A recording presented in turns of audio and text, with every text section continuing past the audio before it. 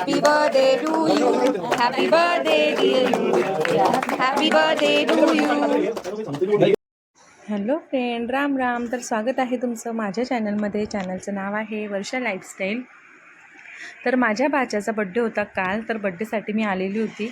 तर बड्डे झाल्यानंतर जे डेकोरेशन वगैरे केलेलं होतं तर त्याचंच आवरसावर करणं चालू होतं. ही माझी मोठी वहिनी साक्षी किती ताकद दाखवते बघा. तर आम्ही तिला म्हटलं एकटी नेते आहे म्हणजे तू खूप पॉवरफुल लेडी आहेस.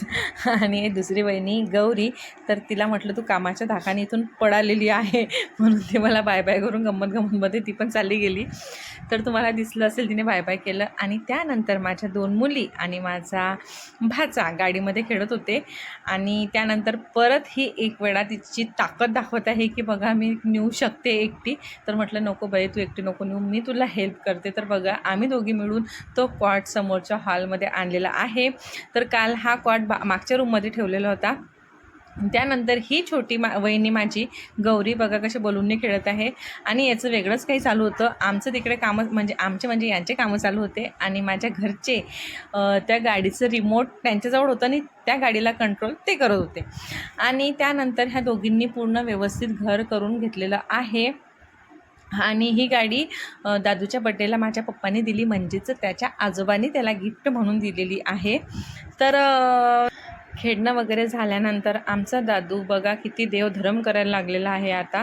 तर जास्तच तो देवाची भक्ती करत असतो, म्हणून रोज सकाळी उठल्यानंतर राम राम म्हणा, नाहीतर मग विठ्ठल विठ्ठल तुम्हाला ऐकू येत असेल. तर रोज सकाळी त्याचं असंच डेली रुटीन असते.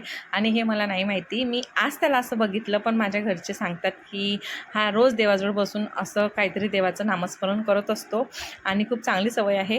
ही सर्व झाल्यानंतर मग मी किचनमध्ये गेली. तर किचनमध्ये बघा स्वयंपाक चालू होता. ही माझी छोटी वहिनी गौरी तर ती कणिक भिजवत होती आणि साक्षी भेंडीची भाजी बनवत होती.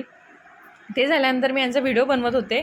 मग आई मला बोलली माझी मम्मी की यांना तू दाखवत आहे तर मग मला का नाही दाखवत, कारण मी पण कामं करते.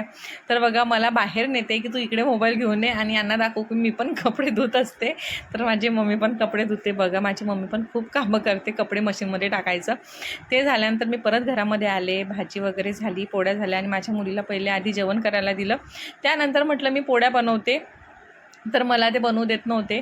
तर हे सर्व झालं. मग आम्ही जेवण करायला बसलो. तर आजसाठी फक्त इतकंच. भेटूया आता पुढच्या व्हिडिओमध्ये. तोपर्यंत टाटा बाय बाय. चॅनलला सबस्क्राईब केलं नसेल तर करून घ्या. तोपर्यंत टाटा.